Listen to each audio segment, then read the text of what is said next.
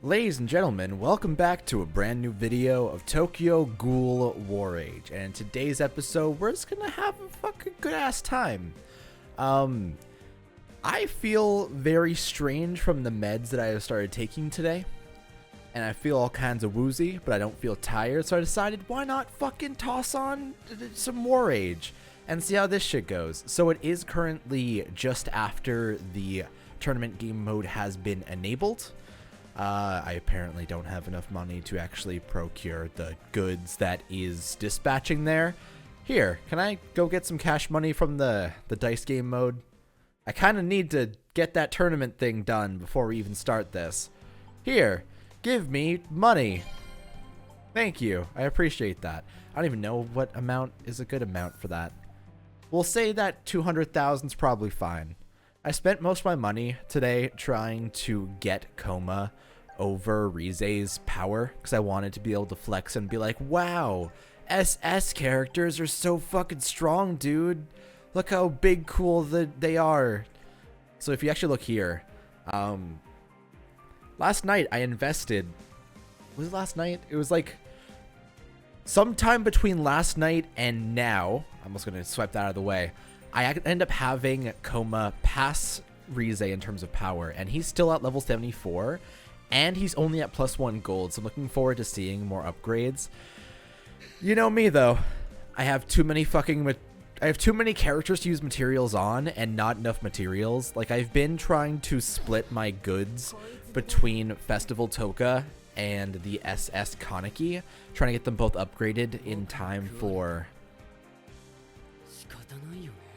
using them on my team. Also, I just like his voice clip. I just wanted to hear it all the way through. I also want to show off his post-battle animation because he is rad. But yeah, I don't know if I'm going to end up getting him to +2 gold anytime soon. I probably should, just because damage is usually good to have on it. Maybe I'll try and save up to get at least to +2 gold here and then try and work on Festival Toka, because I feel like she might be more important than SS Kaneki for right now. Like, he's cool, and I actually found some new stuff about, I found out some new stuff about his moveset that I wanted to try out. So, okay, here's the plan. Goo. Nice. I am Goo. But we are going to go ahead and go into, I guess, they rearranged the menus, and I don't fucking know where, the chest game mode, is it? This is Battle Royale, right? This is Battle Royale. This is what I'm looking for. This is it. Okay, I was wondering where this ended up moving. So now it's into versus, into this second menu, into this third menu to be able to find this game mode. It is currently daily reset, so we'll probably be able to join just like any party here and just have a good time. I just want to show off SS Kaneki right now, because I found out that his second, apparently, it isn't just like a normal dash and have a good time. It's also, here, where is he? There he is, my boy. It's also an automatic, like, nothing personal kid slap on the back, which is nice. It teleports behind the enemy that he's going to turn towards and fight. I find it real neato. Oh. Hey there, Rima and Toka Rabbit. It's currently the actual good hours, so we're going to see a lot of people that are a little bit fancier here. Though apparently my frame rate hates Arima. I mean, understandable. He did kill my frame rate's entire family, as he has to for so many ghouls. And there that goes. Jeez. But yeah, his second now has like a jump animation. Or not now, but it has a jump animation where he teleports behind the enemy. I think it's real fucking neat. I think he's a really fun character to use. And I definitely think that, like... See, I want to invest in him for Battle Royale, but I also figured out that over on this Yomo thing, he shares the materials that Toka Rabbit uses to actually get her upgrades. So I don't know if it's worth it for me to invest these materials into him, because I'm definitely going to try and get Toka Rabbit, and if I do get her, I'm going to want to get as many of these items into her as possible, because she's going to be an amazing force inside Battle Royale and inside, like, 3v3 especially. So, maybe I just won't end up investing in SS Kaneki for right now. Like, thinking more and more on it, I don't know if he's worth it. He definitely has some neat things to him in terms of his kit. But after all that investment, I'm just not feeling it here. What we'll do for right now is I guess I'm down to go do some 3v3. Because genuinely, 3v3 at this time of the day, right after the daily like tournament reset happens, there's some crazy people inside here, and it's kind of fun. Here, we'll host a room and see if we end up getting any fun takers here. All right, and we have a full 3v3. Oh no. I'll play with Toka, that's fine. We have a Shinohara Rada equipped Arima on our team. And these are nonsense nothing bots. I am so sorry, Banjo. We have to exterminate you in the most terrifying way. Arima, I believe in you. Go defeat the god. Go destroy the Bonji. Now, I can't wait until Robin Williams and Banjo have their collab where they have Bajonji and they end up playing Jumanji together. Wasn't there also like a Jumanji sequel? I remember I saw it on fucking Canadian. So we have a channel called YTV, which is basically our Cartoon Network. And there was a movie on there called Zathura. And I'm pretty sure I don't know if it was like a direct sequel, but it was a whole different type of game, but it was similar to the style of Jumanji, where it was like space stuff and there was a killer robot, and I think that Robin Williams was inside that one as well. Make you a deal. I'm gonna host a room. I'm gonna find out if Robin Williams was inside Zathura. Robin Williams, Zathura. Was he in it? Zathura, a space adventure. Okay, we'll join the room. Zathura, a space adventure. Here, Control F, Robin. He's actually not inside it. So Zathura, a space adventure, is about two young brothers that are drawn into an intergalactic adventure where their house is hurled into the depths of space by a magical board game that they were playing. Directed by Jon Favreau. Oh shit. I didn't realize that. Is he the guy that directed Solo? Apparently he also directed Chef. Oh, he's also apparently the Iron Man producer, the Daredevil. Oh, he was a producer on Chef. Okay, that makes more sense. No one can truly write the true Shakespearean adventure that is Chef.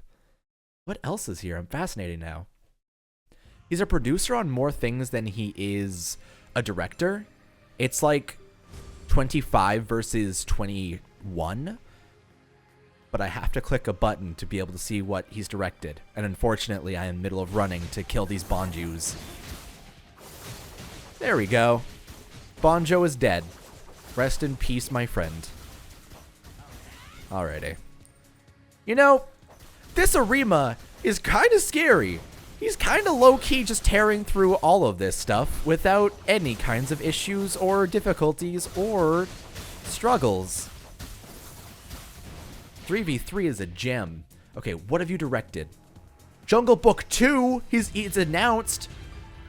Apparently he also directed the new Lion King live action that's coming out soon. He directed Young Sheldon's pilot! Holy shit, what a hero!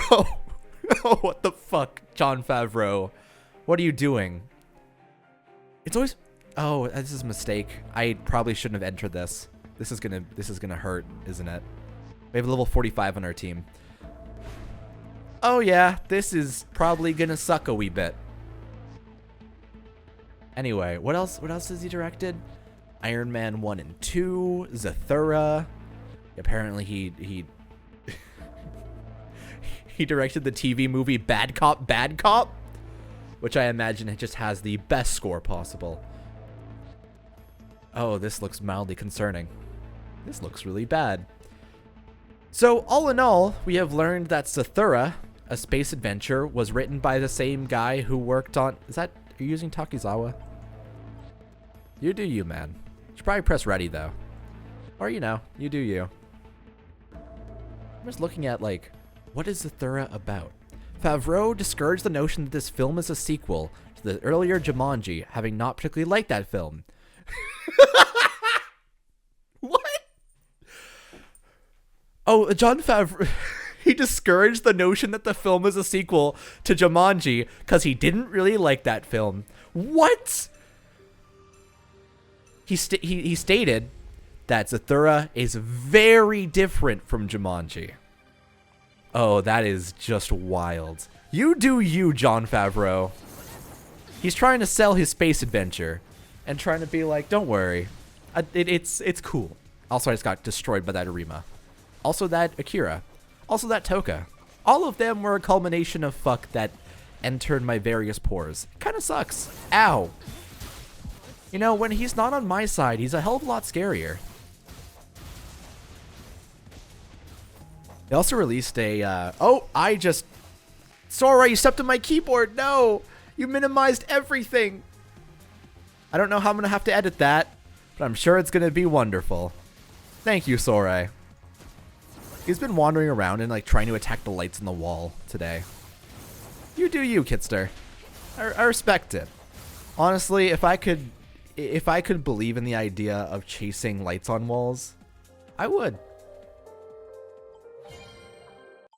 But yeah, Zathura appears to be just a wonderful time. I'm sure that would be a movie that I would love to watch sometime soon, if that was a thing that I would choose to do. How did I get on this topic again? I'm trying to remember why I brought up Zathura in the first place. I remember it was Jumanji and Bonji. Oh boy. Oh jeez. Alright, we're going in. Oh, this is going to be an adventure. Alright, so we have a Juzo, an SS Kaneki, and me.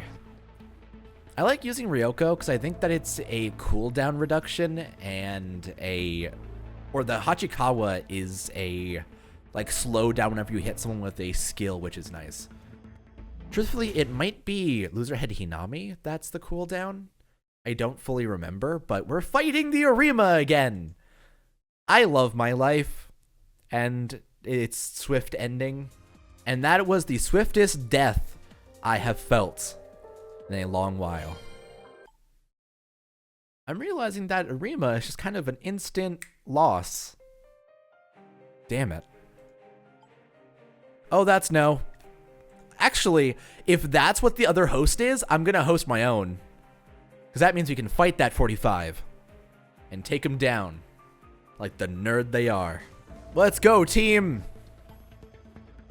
We're apparently queued up. Oh, I chose the wrong one. Fuck. I guess we're doing this now. I didn't choose 3v3. I'm so used to going into this game mode that I just ended up hosting it again. I mean, this is fine. This is enjoyable. This is a good squad to do it with, but might be. It's because the queue up buttons for both are kind of like in the same menu. Damn it.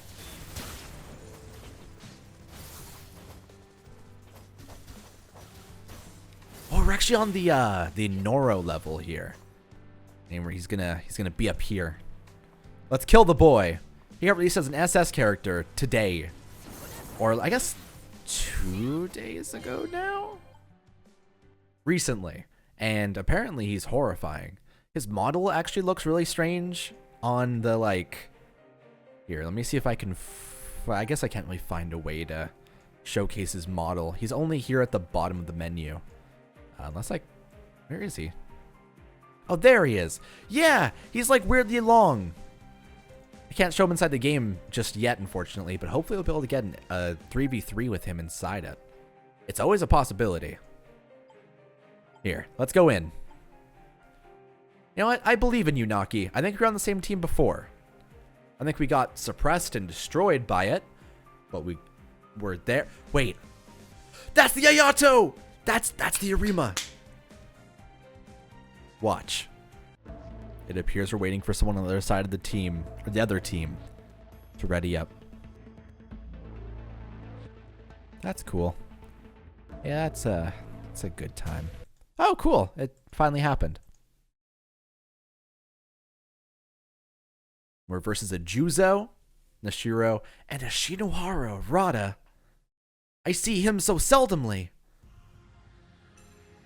Oh, man. Let's go suppress. Suppress the shoulder pad man. Make him regret ever being an Ukaku. Or, sorry, slaying an Ukaku in my brother. He's dead! Easy! That's how we do it, team. And that's our 3v3 wins today. Which is absolutely delightful. Granted, I'm counting various chickens before they actually hatch, but... Arima, you doing alright down here? Oh yeah, you're having a good time. He died! I can't believe Shinohara defeated the undefeated investigator. So cool. What a cool man. I need to run. I probably should have ran, but instead we can watch Arima do some work over here. Go. Go, my boy. I actually wonder if I can, like... No, I can pull up the menu. Apparently you can make the map bigger. Wow, those dots sure are doing well over there. But that's such a weird option. Okay. Oh, I should run. I should run super hard. Oh yeah, you wanna... Ha! No! No, Juzo! I know you're a threat. You're the Hirako of SS. Or the S of S? It's weird.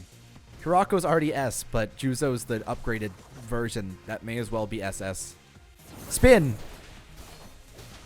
He has very similar attacks, and they hurt a lot. I should run.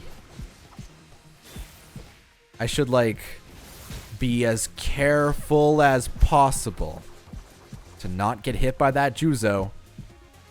Oh, man. Arima? You doing some work over here?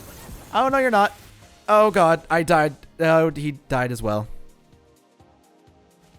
Well, hey. It's a very back and forth match right now. I should probably just stop trying to go too deep for these things. I should probably be more careful with things. Listen, I played Smite like once. Actually, I played it a decent amount. But even so, I don't know MOBAs. I don't understand the tactics.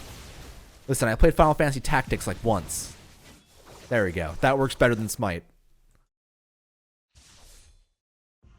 Or are they going? Oh, they're shooting for the stars. And it's over? It is. Oh, where you going? Oh, that's not an owl at all. Nice. We did it. We got those sweet free diamonds off of being carried. You know it.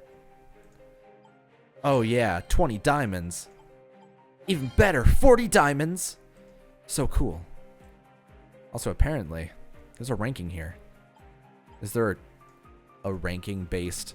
Oh, dear. I guess if you do 181 matches during the season, you get those items. Guess you also get new portrait circles for 3v3 if you get the top 3. Top 10 get that. Interesting. I didn't actually know that there's scores for this. Maybe I should go rank on that. Haha. That seems like it would be absolutely stressful. Here, let's go do one more of these. Is there anyone that's hosting right now? No, of course not. I'll do the host. Wow. You guys are so fast. I'm kind of down to play as a Rize. Like, honestly, I know I got Enma to above her power now, but she has better AoEs, okay? She thrives in being surrounded by enemies.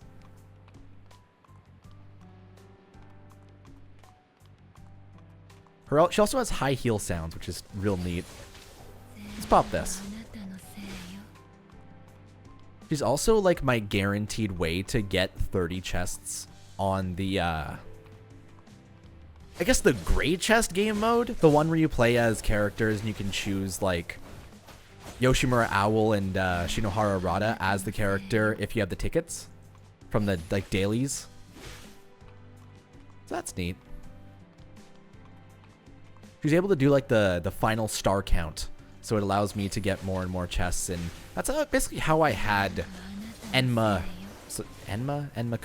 I had troubles with this last time. Devil Ape. That's how he surpassed Rize, really.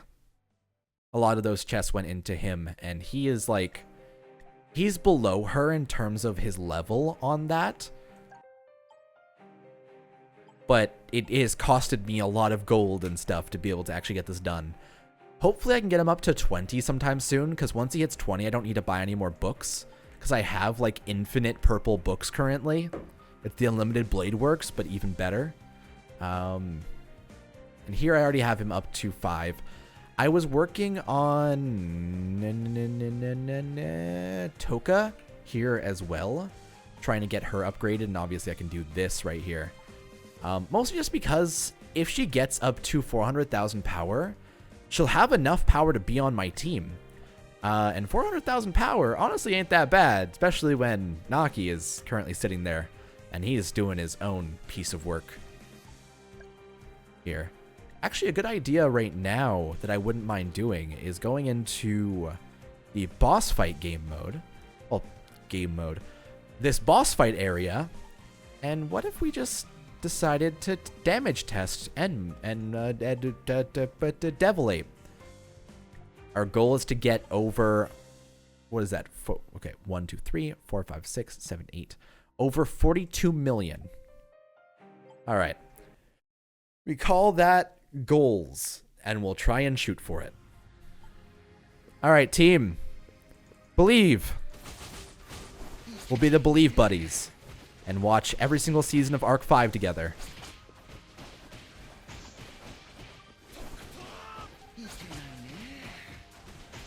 Alrighty.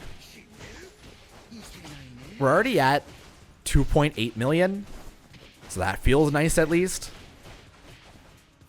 I don't know, certain bosses seem to have higher defenses, and certain bosses seem to be like better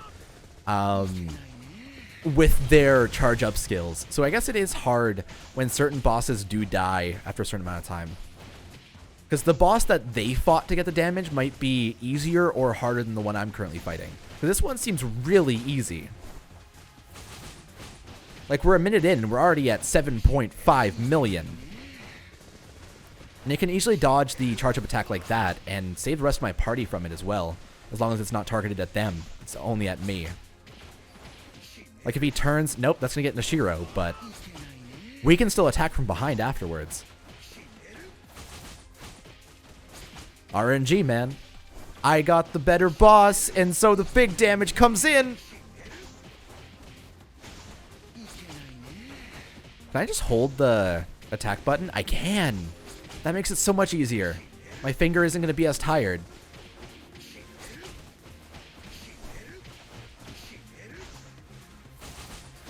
Alright, I'm going to pop this. Just keep on popping off.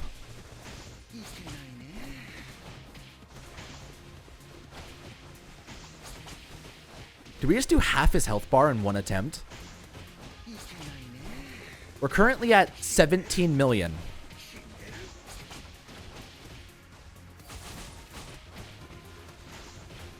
Okay. So that was 19 million damage in one attempt on the boss. Well, hey, Edma. You seem absurd and crazy in terms of DPS, and you're not even at +2 gold or level 80 or level 20 on that other thing.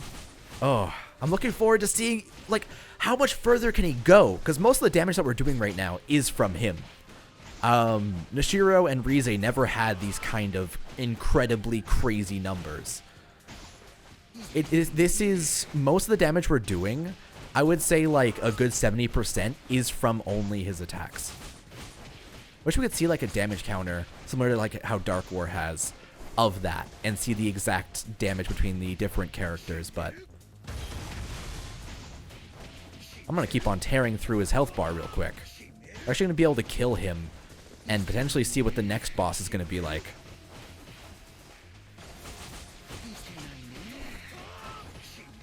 Being able to hold it also, like, guarantees the fastest possible attack speed. Because, like, that's his main focus. His focus is just non-stop, like, pumping out normal attacks. Alrighty. We're at halftime, and he actually is getting down here. I don't think we're going to kill him with a lot of time left. Seems like we're going to get, like, around maybe 15 seconds. Ain't too bad, but it's definitely not the most pleasant thing in the world. Alrighty. Pop that, pop this, slash there, and pop this.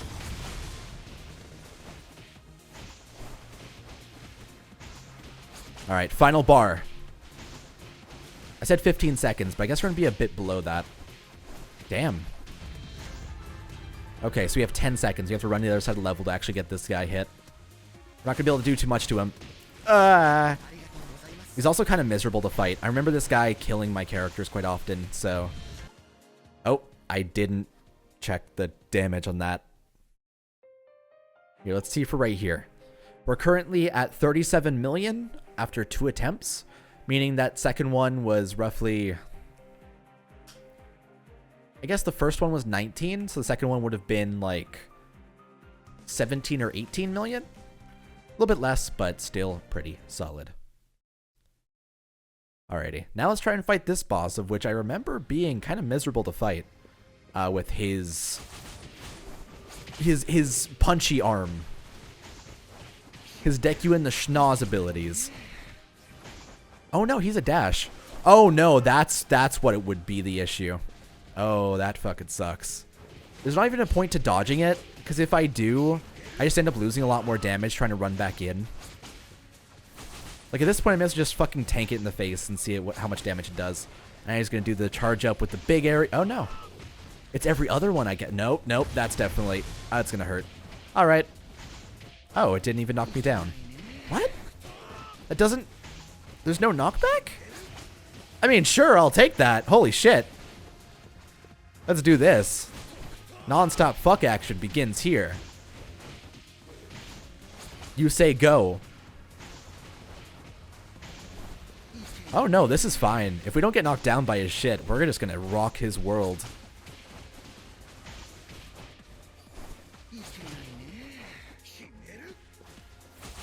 Where are you going? Don't fucking leisurely stroll away from me. Sir, come back here and pay your speeding ticket.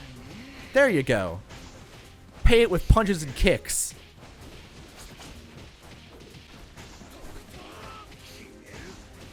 So we are now in first place for damage on the boss, by the way.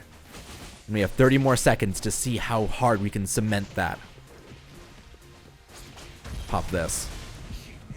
The fact this has no knockback at all actually is a pretty big step up. I really want to see what Festival Toka can do inside this. I definitely think that I need to invest in her. She's going to be my first priority. I want to get her to at least gold by the end of... I don't want to say this week, but the end of the next period of time. Maybe next week? Oh. Whoops. We were at 37 million before. Now we're at 55. Meaning we did roughly about 16 million there. Not too bad. And we are in first place now. You get some... Oh man, I get 500 whole currency? That's so cool. Either way though, that is some good shit right there. I've also been getting in the habit of actually going into this game mode and being interested in getting more Rize shards. After a while, I got very sick of being so intent on this being the most important part of me logging in, to the point where I stopped doing it entirely. Horrible habit, but I really want to try to get her to 5-star now, so I'm at almost 20 shards of her. I'm just going to keep on trying to grind out her one by one here, because there's not really a heck of a lot of other places to get her. And I mean, it's worth it to spend the extra 10 diamonds sometimes, because I feel like 10 diamonds for an S shard each day that can only be gotten from that game mode is worth it. Like here, luck, damn it, luck, damn it. And that's just all for now. Honestly, daily rotations on this game are really pleasant to do. Just like the amount of different things that you have to log in and do and achieve, but also like how fast you can get through it is really nice.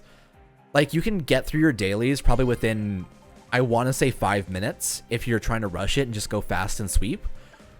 Or you can take your time and play it for like an hour and get more benefits off of it.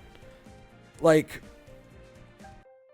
I could sweep past most of these fights before and just do the ones with like Nashiro or Toka or Naki and just auto them. Or I could play as Koma Devil Ape and actually go for the higher amount of chests and get more off of it. It's stuff like that. It's nice to have that choice. War Age is a good video game. Probably my favorite of the Tokyo Ghoul games right now. Mostly just because I've been kind of... Reinvoke has become a lot more grindy to me. And now that I'll be able to spend less time grinding on that game, it's going to be weird to adjust to things. Because I definitely think that I'm going to cut down a lot on Invoke content. Mostly just because I won't really have the time to grind out the war entirely. But like going into the new college semester and going into all of this like new stuff that I want to do, I think it's going to be a really good time. Like I've spent so much of this week just barreling down and trying to get scripting done. And oh, there's a Noro! Oh shit! That might be fun to see if we can fight him in this one.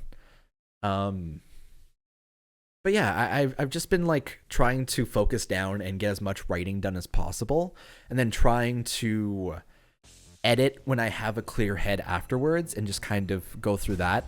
The amount of times that I've now rewritten the same script just because I felt like, oh, this part didn't flow properly. But then if I change that, I can also, or I also might want to adjust this part or this part. And then the entire thing ends up getting completely rewritten. And it goes back to square one each and every single time.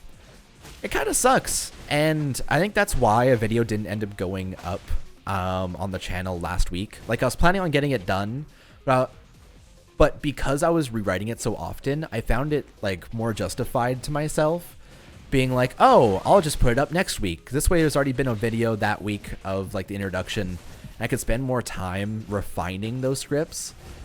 I don't want to put out these like half-assed fucking I didn't put as much effort as I wanted to things that I'm going to be unhappy with in like fucking like a week. I'll look back at that video and just feel bad about it. And it sucks. But it's only just what? That was BS. I was outside that area. Come on. Oh. That is mean. That is online BS. Oh. DSP over here. God damn it. But yeah, I've been really enjoying writing, and I feel as if I have so many ideas that I want to try and cover. But I think one of the ideas, or one of the issues I had with it, is I never had that incentive to just go and start working on one of those things. Like previously, I would look at a video someone else creates about their favorite anime, for example. And I would look at that and look at it as this huge mass of terrifying work that you have to put into it, these countless hours of scripting and effort and everything. I looked at it as it was something that I couldn't even fathom doing. I couldn't even like picture myself ever doing it because I didn't think I was that kind of person. A lot of the like early times on YouTube, you'll see that I refer to myself like, oh, I'm not a YouTuber. I just make content on the side. It's because I never really thought of myself as like focusing on YouTube. And I just thought of this as entirely a hobby because there's so much other stuff that I want to focus on in my real life right now. And there's so much other stuff that I want to experiment with that I don't think YouTube is a huge commitment that I can make or want to make right now. Like I love doing it, but it's also, there's so much stress in admitting that this fucking horrifying, terrible numbers game is your life and is what you are based on. I don't want that to be my value. I don't want the actual numbers that I'm perpetuating and the numbers that I'm achieving to be all that I am. Because it scares me, really.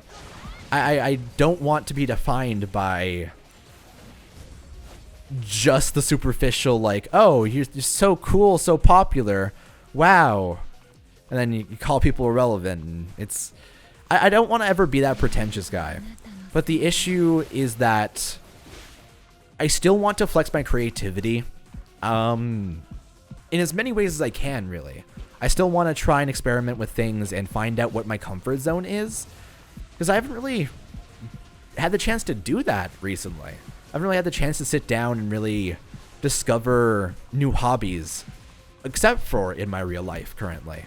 Like, I've been taking the acting workshop, which actually ended this last weekend. I've been trying out some writing workshops, only like 1 or 2 so far. But if I can find a better space and one that's more comfortable for myself, I think that's going to be something that's going to be imperative to being able to discover some more about my writing side.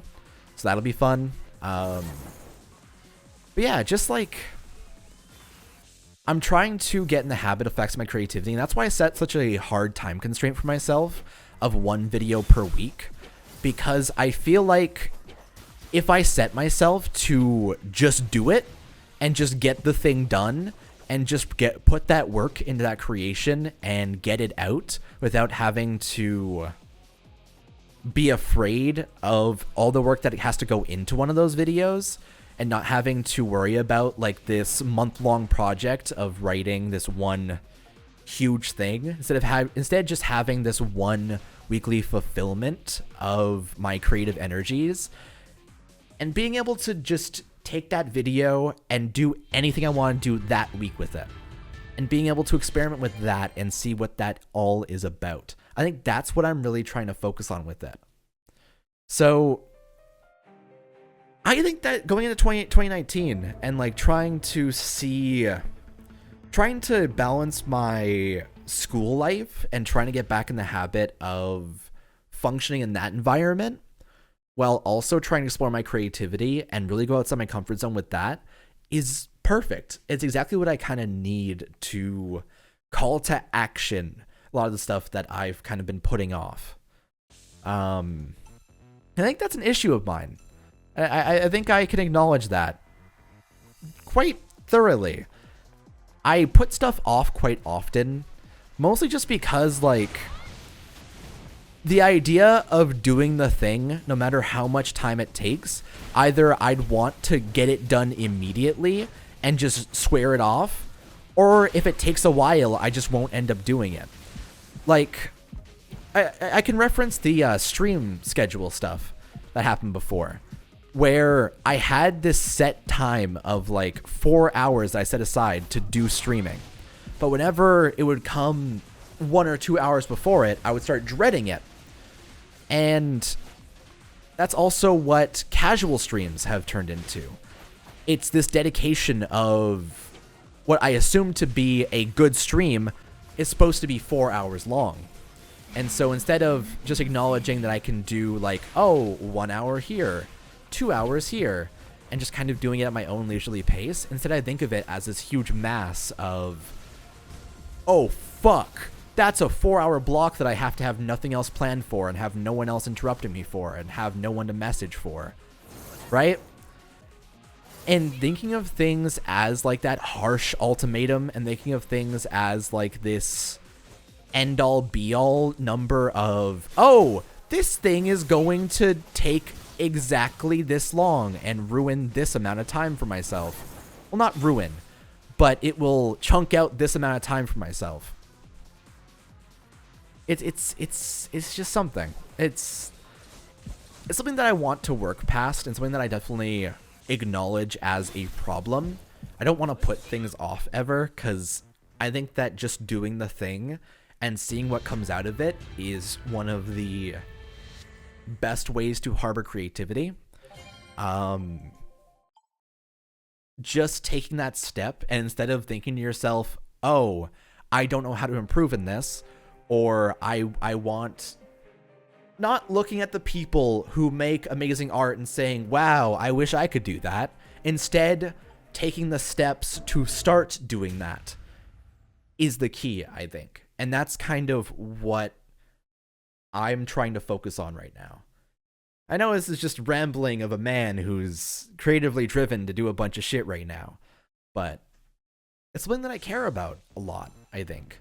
And I think that I've been thinking about the concept of a fulfilling life recently, and what that looks like to me, and what like the end game of reality is, really. Like, we are here for the sake of reproducing, then dying, and that's it. We just fucking we leave there, we take off, and we're just gone. But the things that we leave behind are the things that we experiment with, the things that we enjoyed, the memories that we made. But also, we leave behind the creations that we have. We leave behind the inventions, like toilet paper and basketball. We leave behind videos of like, just different things. Like, we can look back at memorials of...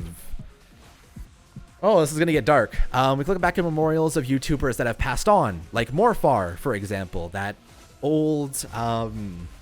he was a horror YouTuber who died of a heart attack shortly after one of his amnesia videos. Weird stuff, of course.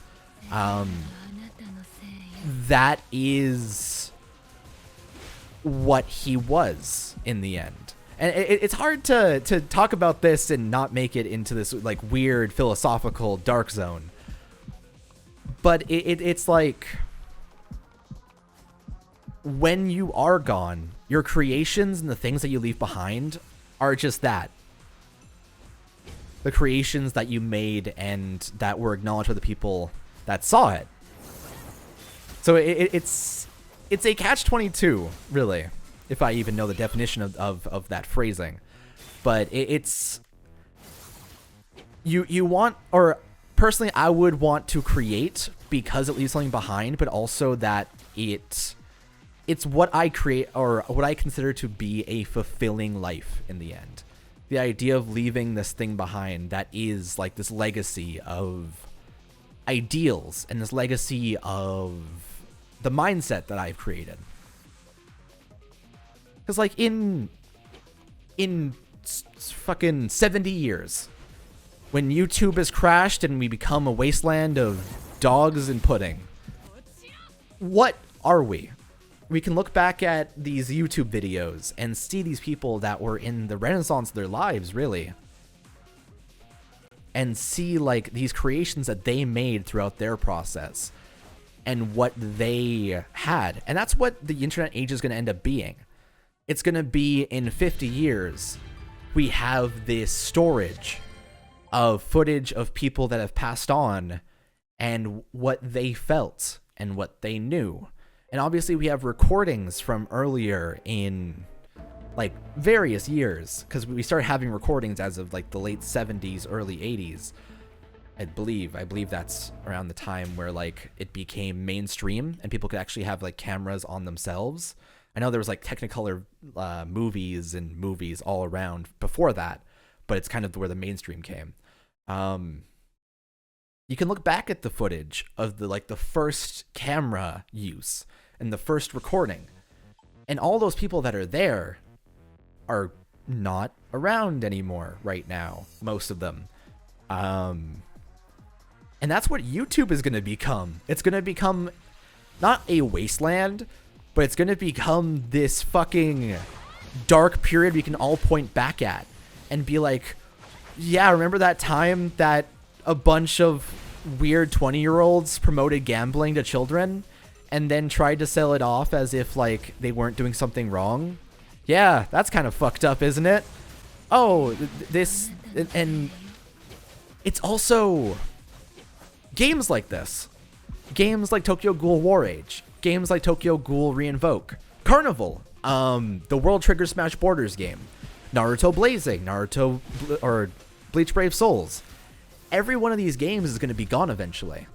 I don't know if it's going to take until like the 78th anniversary of the game, but it's going to happen. And these videos will be the main way of chronicling what it was like. That's what Carnival is now. There's a lot of times when we'll look back at images and videos of Carnival, and people will be like, "Wow, that looks so cool. What game is that? I want to play it." And we have to be like, "Oh, it's an old Tokyo Ghoul game that has been lost to time." That's what this will be. That's what this game will be. That's what Dark World will be. And just trying to find enjoyment in each of these games as they are available, and seeing where they end up going while they are around is fascinating to me. Seeing like what developments happen and in the cycle, and then being able to look back in retrospective and seeing like the full course of how things evolved. Seeing BBS go from this very basic weird co-op game with like, what, 20 characters when it first dropped, to being this like 900 character fucking fiesta, and arguably one of the biggest mobile games currently out there in terms of at least app size. So it's interesting to me. But yeah, I've just been trying to explore my creativity a lot and trying to see like what creations come out of the idea of exploring. And I think that I've done quite a bit of good work in terms of what I've wanted to do. But I definitely think that I need to be more timely, and I need to try and dedicate more time. I need to give less time to the idea of thinking about creating and more time to actually doing it. Like, brainstorming ideas in bed for several hours is cool and all, but I could spend that time instead at a computer actually doing the work and actually functioning and doing the thing. That's kind of just how the mindset has been recently. I think we have one more Battle Royale attempt here. Yeah, okay. Let's finish this off. We'll have it be like a big celebration video for War Age. Actually, I haven't made videos in like 2 days, mostly just because I've been working on like writing stuff and I've kind of been really engrossed in it.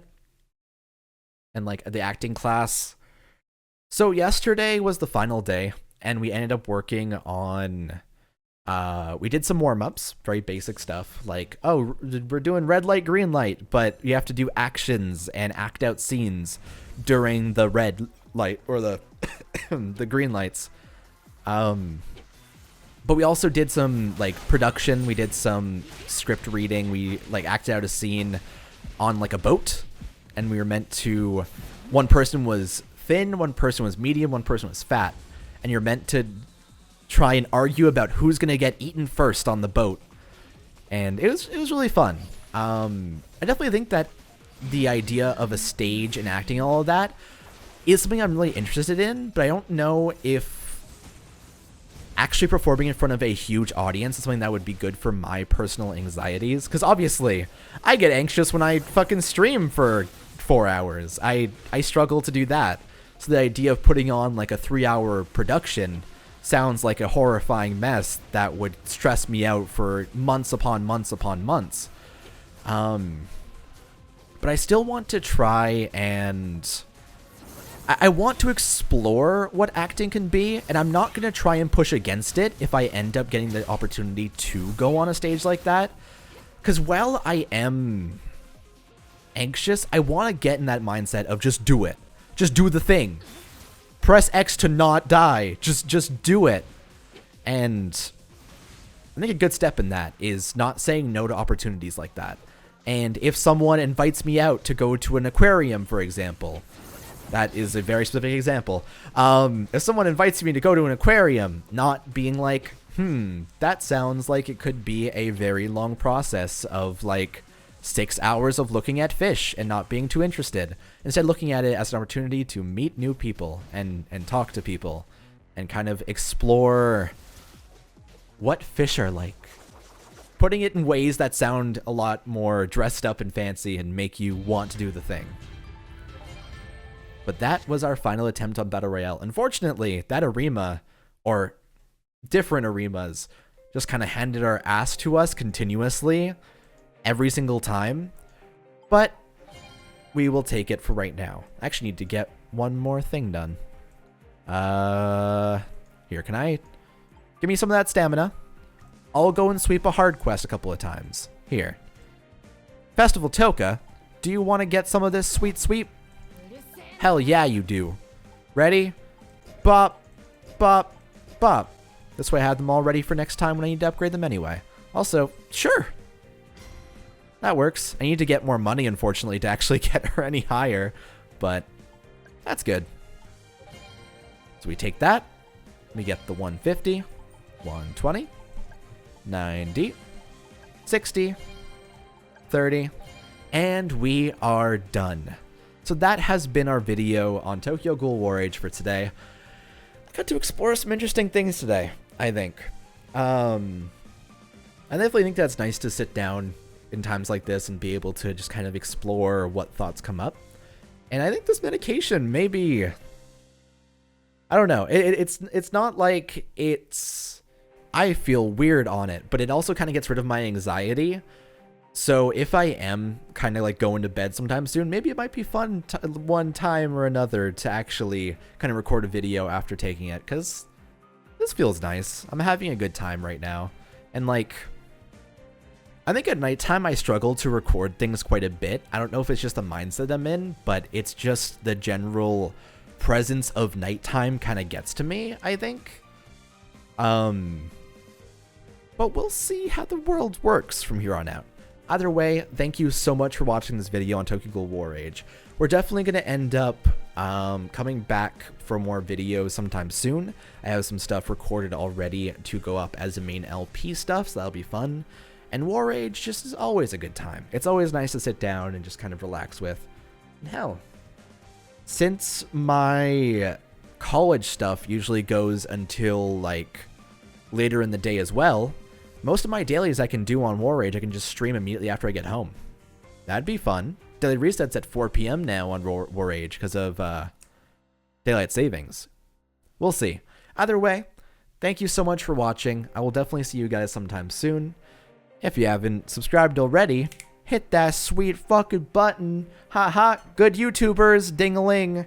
But take it easy, and I'll see you guys next time. Bye for now.